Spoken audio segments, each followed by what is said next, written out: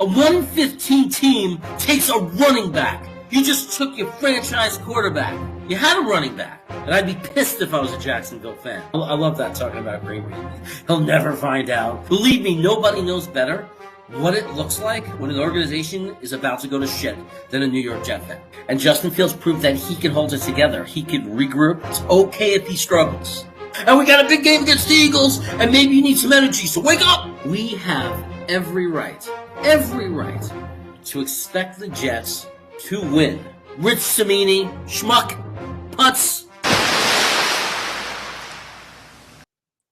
Boycott the beat. Support independent Jets coverage. See that, guys? All right. Welcome to NFL Chaos with Jeremy, my first Wacky Wednesday podcast just for you. We got a lot going on, and there's a lot of news. We got 15 New York Jets, 15 on the COVID list, including our head coach. So we're going to talk about that. Our head coach tested positive for COVID. Our young rookie guard, AVT, positive for COVID. JFM, John Franklin Myers, positive for COVID. If we didn't have enough problems already, we have problems now. The way I look at it is, if we lose, we have an excuse, right? How can you lose to Jacksonville? Well, half our team had COVID. I don't know about their team. I don't know how many of them had COVID. So do we lose for a better? It's funny, Tom, that you bring that up. That is a topic that I'm going to talk about later. That is one of the things I want to talk about today. That is like the biggest thing I see on Twitter right now. Should the Jets be losing on purpose to get a better draft pick, or should we continue to win? And that always happens every time of the year. And I want to distinguish between two separate things. There's two separate things that go on in this discussion. First of all, I want to make this very clear. A team, like the management, the team, the New York Jets, should never, ever, ever, ever in a million years lose on purpose. It is absolutely taboo. An organization has a responsibility to their fans to put out the team, and the team is on the field to do everything they can to win. Now, when I say everything they can to win, I mean everything they can to win following the strategy and the plan of the team. So what I mean by that is, you sometimes don't do everything to win the game and sacrifice the future. So you might have a better chance to win a game with a veteran quarterback, but that doesn't mean you do it if you're trying to develop your rookie quarterback. So it's two different things. We're not talking about, that's not losing on purpose, right? You're sticking to a plan, but the guys on the field are playing their best. You're coming up with your best possible scheme to have the most success. There's a difference now from the perspective of the fan. You'll have two different approaches. The fan is not the team. It's not immoral or unethical for a fan to root against their team because they want a better draft pick. Hopefully not, because I don't know a single Jeff fan who wanted to win that Rams game last year, right? But people feel different about this year because, first of all, how long are you going to go on in your life rooting against your team? Every year, we already have our quarterback for now, so you're not losing for a quarterback. So Tom Bon Jovi says he will be home with the wife. I'm going with a few of my friends. Okay, so some advice now, Tom, okay? You're leaving your wife with a young child so you can go to a football game and drink, party, eat, and have a great time. Don't go home empty-handed, okay? Pick up some chocolates. Pick up flowers. That's all I'm saying. Don't go home with nothing but a smile on your face saying that was great, because you don't know how the kid's going to act. I know he's a great kid, but you're not there. And if he gives mom a hard time, mom's not going to be in the mood to not have something given to her. You're coming home. You were out. Get something, grab something for her. Trust me on this one, okay, buddy? Okay, so I'm going to have my first guest on this podcast. This is a surprise. None of you knew this was coming. I wasn't even sure it was going to happen. But in case I become the biggest YouTube sensation in the world and have 1 million subscribers someday, I wanted this person to be able to say I was on his first podcast. So please welcome my man. Hi. What are you guys What is doing? going on? Can you hear me? I could hear you. You were a little light there. Now you moved your mic though, Yeah. so Am I better? you're better. Yeah. So you're giving me the opportunity to be a participant in an historic event. Is that what's going on tonight? I'm thinking even if it's a 1 in a million, how much would we regret it? I know I would. If Yeah. I would Well, regret hey. it if people look back at the first episode and you weren't on it. Yeah. Well, I like that. It's called forward thinking. Look, if you don't, what is it? If you fail to plan, you plan to fail, right, Jeremy? Isn't that the way it goes? Something like that. That's good Yeah. stuff. I should take that to work with me. Yeah. I got a ton of them. Or how did you know that someone like me would worm and cheat their way into your contest Right. to get You're a onto cheater. your I'm a cheater to get onto your show. Mhm. Weasel his way onto your show, and suddenly here we are today. You can't get rid of me. Right. It's like a plague. Joe has a question. He wants to know if we have our starting corners in Hall, Eccles, and Carter, and I believe the answer is yes. I didn't see any of them on the 15. I blasted that list out. I saw it on Twitter, copied it, sent it everywhere, including you, Green Bean. Yeah, let's see. Again, I have to draw. I have to be like a leech all over you. You're never allowed to have a dull moment. The phone is going to always blow up because I'm always throwing that information at you. But I know. If you guys knew how much he bothered me, you would feel sympathy. I You think would. it's Michael Carter, the running back, that is on Yes. that list. All right. Here's the list. You see it? Can you see? Right. It's like a. All right. Apparently. So Let me look at it. all right. So here it is. It's Robert Sala, as we just discussed. Gus, running back Michael Carter. Yep. Wide receiver Elijah Moore. We knew that. Guard of Elijah Vera Tucker is also not playing. Big one. Defensive lineman Foley Fadukasi and John Franklin Myers. Special teams ace and penalty machine Justin Hardy. Linebacker Hamza Nasralline. Strong safety Sharad Niesman. Wide receiver Jeff Smith. Linebacker Blake Cashman too. Of course. You He's didn't think hurt. he was going to be on that list? They're like, what is it? Yeah. Who's got a cold? Blake's got it. Somebody hurt their toe. Blake's toe hurts. He's got sympathy, everything. That guy. I feel bad for him. I really do. Cornerback Lamar Jackson, who he's not been on the active roster anyway. I don't think, unless they did that without me seeing it. Defensive lineman Tanzel Smart, and sadly, wide receiver Vincent Smith. So both of the Smith brothers. So to answer Joe's question, yes, we do have them. But interestingly, Jeremy, I heard that question in a larger scale, and maybe Joe can correct us. You heard it as applying to this game. I heard it because everybody's in draft mentality. Do we have our starting corners long term in Hall, Eccles, and Carter? And I don't know which way he asked it. When you said that, I said, it's probably what he means. But just to touch on my thought, I think that those three guys, I think that we have three long-term contributors. That's what I'll say. I am not against pairing Hall with a true number one type of cornerback in the second round, so to speak. Some of these guys are going to slip, man, and they always do. There are cornerbacks that were supposed to be number one, first round picks, and they slide into the second. Sometimes they even make it into the beginning of the third. We happen to have 2 second-round picks to scoop one up, and we have a high third. So we can scoop. Like we're in really good position to scoop the guys who are dropping, which has so much value. So I think Hall is going to be our starter, barring some injury. I think he's He's a very, very solid cornerback. He's very good. And the truth is that he has room to get better. And he's like that. He's the kind of guy who works his ass off constantly. He's a tactician. He's always trying to perfect himself. And so I don't think that he's hit his ceiling yet, which is very nice. But I think even where he is now, he's a very good NFL starting cornerback. But I think having that guy who can, shut down the best cornerback, the best wide receiver on their team would not be a bad move either. And that's not a shot at Eccles or anything. I think Eccles, we're in dime a lot. We're in nickel all the time.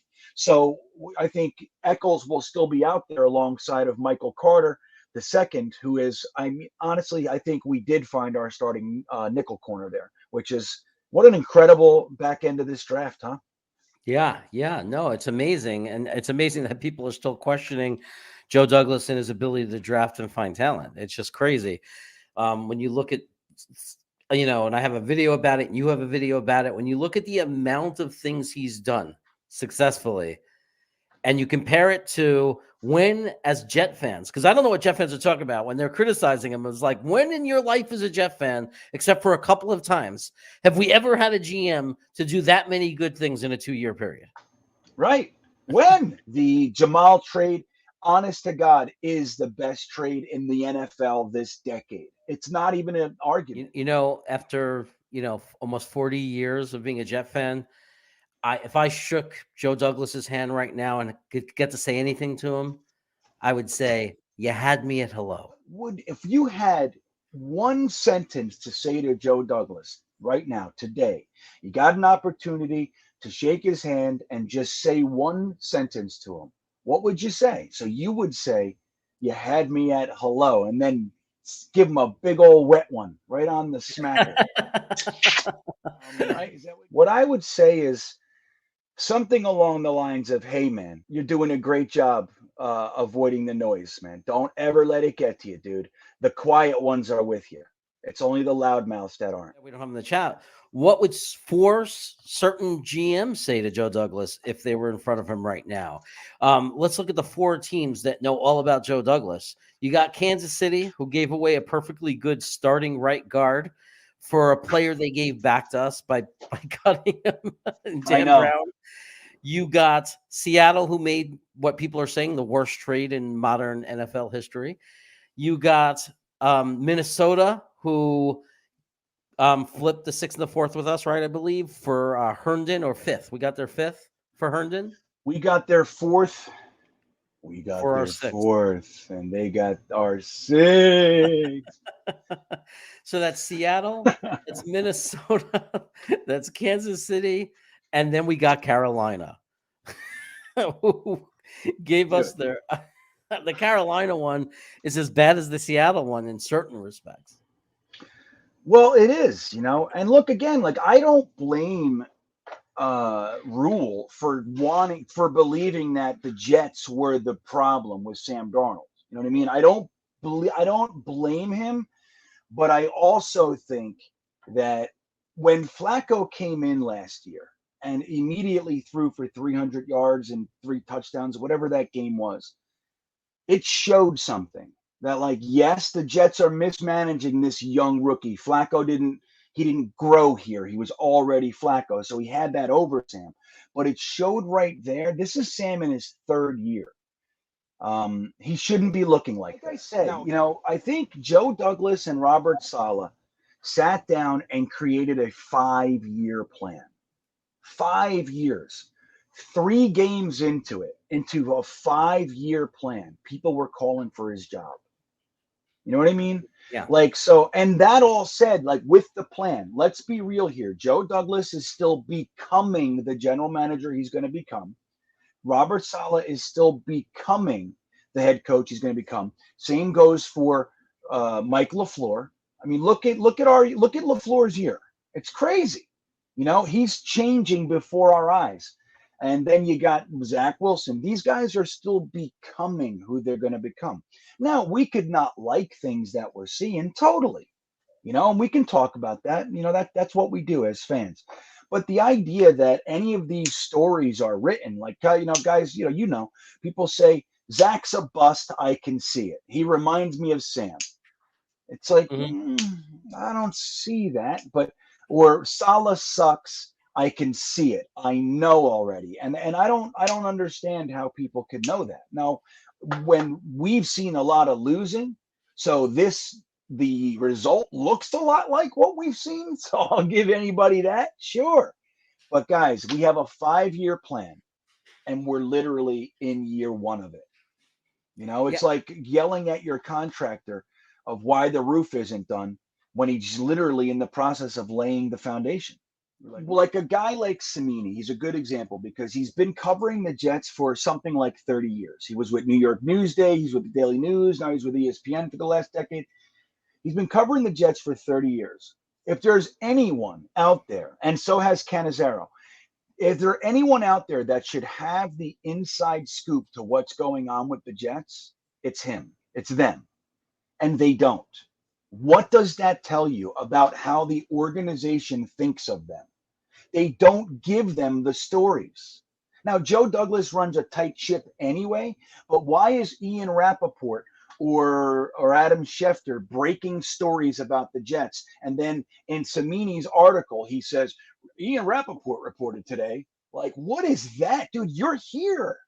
You're the guy in the facility. So they should be giving us real takes, real inside looks, not watching the same press conference that we all watch and giving us their negative opinion of it.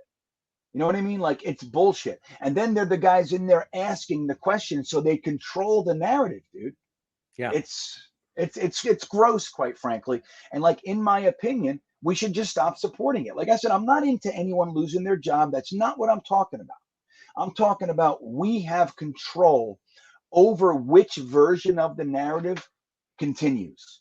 And if we want to keep the negative shit going, then support these guys. If you want it to end, then unfollow them, unsubscribe, whatever it is, and don't click on their stuff. I haven't clicked on an article from Samini or Canizero or any of these guys. The only guy I'll read is Tony Pauline every now and then because he actually tends to get inside information. He's like, you can see he's working on it. You know what I mean? He's got Yeah. real intel.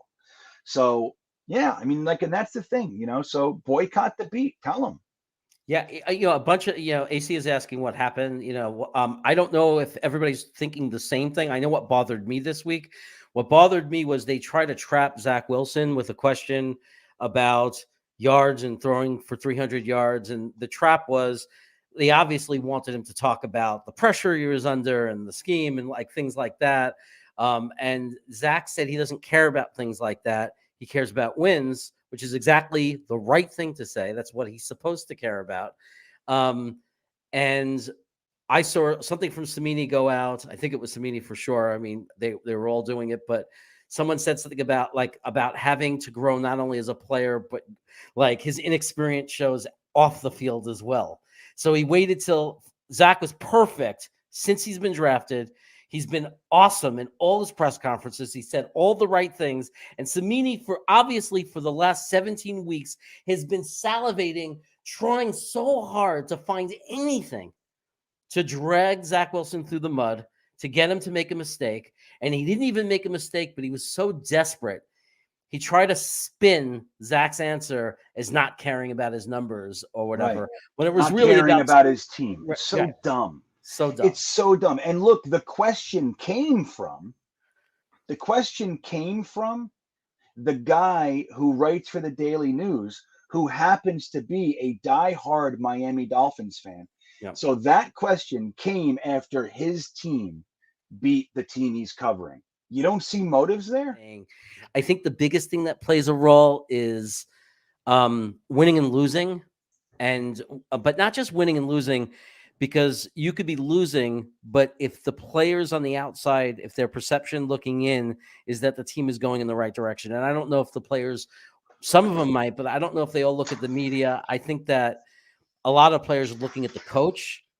They're looking at it's what they feel about Zach Wilson. Has an important, in my opinion. I think if I'm a free agent, I'm looking at what the direction the team is going, and the media does have something to do with that if that's all that player is looking at, right? But when you're making a decision, like let's say you have a few teams offering you millions of dollars. This is where you're going to live. You're considering your future. You're not just reading articles in the Daily News, right? You're going to talk to players on the team. All these guys, it's a fraternity, it's a brotherhood, right? So you're talking to players on the team, and that's why you hear about players recruiting players all the time. So anybody considering to come to the Jets, in my opinion, is they're going to get the scoop from the players in the locker room. So Saleh, truly is a guy that people love to play for. If the players truly believe that Zach Wilson, from what they're seeing, because they get to see practices, if they all believe in that stuff, that's what they're telling those free agents. That's what they're telling. I mean, because you went to college with somebody, right? I mean, if you're a guy looking, should I come to the Jets? Devontae Adams, if the Jets made him an offer, he went to college with somebody. There's somebody in the Jets locker room he's talking to. Yeah.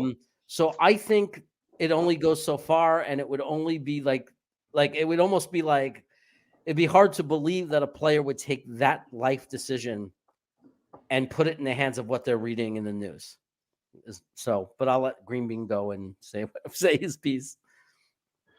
Yeah, well, I think you're right. I mean, I think would the media be why someone doesn't come here in and of itself? I don't think so. And Jeremy's right about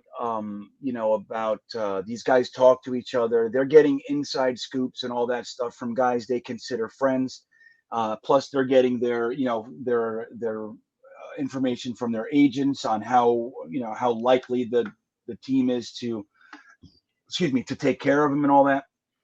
But I think that if all things are equal, if the Jets are offering you $6 million a year for 3 years, and San Francisco is offering you the same exact contract, when you look, well, San Francisco's not a good idea, but I mean a good compare. Let's say the Cleveland Browns. You got the Browns and the Jets offering you the same contract.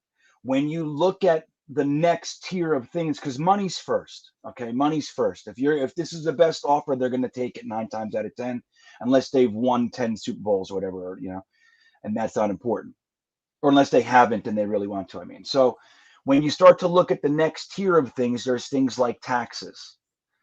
New York has some of the highest taxes in the entire NFL, so players know that coming in, so they're going to get less money on the back end.